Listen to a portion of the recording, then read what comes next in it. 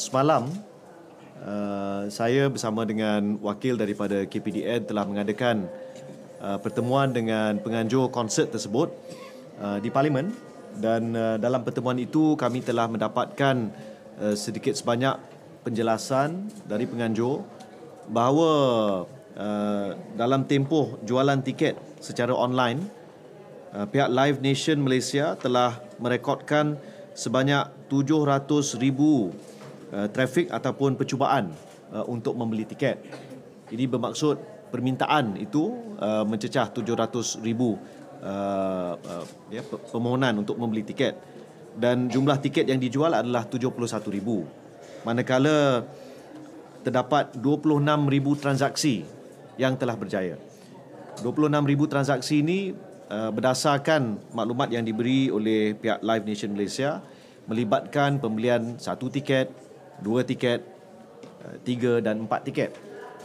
Jadi bermaksud ada 26,000 transaksi yang pihak Live Nation memaklumkan menggunakan nombor kad kredit yang berbeza. 26,000 nombor kad kredit yang berbeza.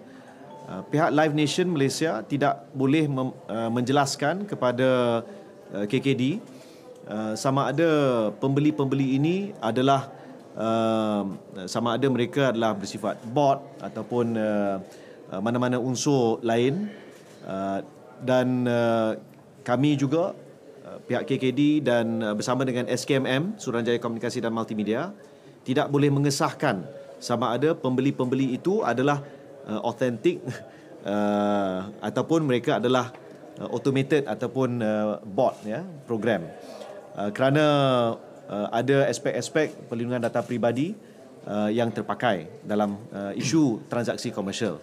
Maka yang telah kami putuskan petang semalam, supaya di pihak KPDN dan juga pihak Live Nation bekerjasama untuk mengenal pasti sekiranya wujud apa yang disebut sebagai aktiviti ulat tiket ataupun scalper.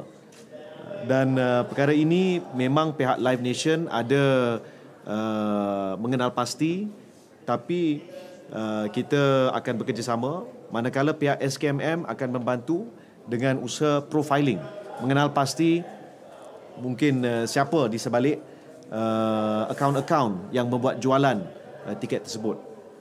Saya telah bincang dengan Yang Berhormat Datuk Seri Salahuddin, dan memang pada waktu ini di Malaysia kita belum ada undang-undang yang bersifat anti ulat tiket, dan oleh sebab itu kita akan teliti bersama dengan kementerian-kementerian yang lain yang mungkin menganjurkan aktiviti program yang ada aspek penjualan tiket sama ada secara online ataupun tidak, dan melihat apa peruntukan undang-undang yang perlu diwujudkan untuk mengelak masalah scalping ataupun ulat tiket ini daripada berulang di masa depan.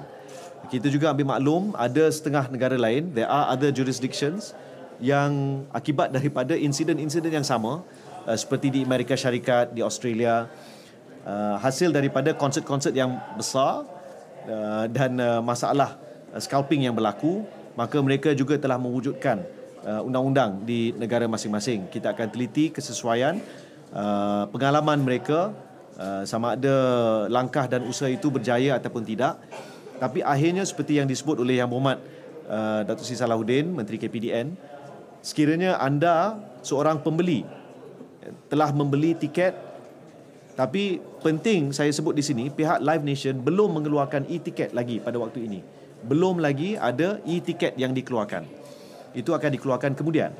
Jadi sekiranya ada mana-mana pihak yang berkata saya telah membeli tiket daripada pihak sekian, tiket itu telah dihantar kepada saya, segera buat laporan kepada KPDN. Kerana kami dimaklumkan dari pihak Live Nation, e-tiket belum dikeluarkan. Jadi sekiranya ada sebarang kemusykilan, persoalan, boleh berhubung dengan pihak KPDN. Di pihak KKD kami akan membantu untuk membuat mengenal pasti, membuat profiling, ya, dan melihat aspek-aspek transaksi elektronik itu, ya, supaya kita dapat kekang aktiviti ulat tiket di masa depan, insya-Allah. Jelas? Yang 28 aduan itu dibuat oleh Bukan, itu kita dapati maknanya ada rakyat yang bising-bising di media sosial. Dia komplain, dia nampak ada macam ada di website sana, di FB sini, di Instagram sana, dia nampak-nampak begitu. Dia dengar-dengar begitu. Tetapi bukan satu aduan yang rasmi. Namun begitu kita telah mengambil sikap kami kedua kementerian ini sebagai kami cakna kepada rakyat yang walaupun ini sebenarnya Coldplay ini orang have ya, tetapi oleh kerana ia melibatkan kepenggunaan, jadi kita ambil kerana semua rakyat kita, jadi kita ambil sifat cakna dan kita nasihat kalau berlaku rasa telah dimangsakan ataupun e-tiket tak keluar lagi tapi dah keluar memang sah mereka menjalankan penipuan, buatlah aduan kepada KPDN.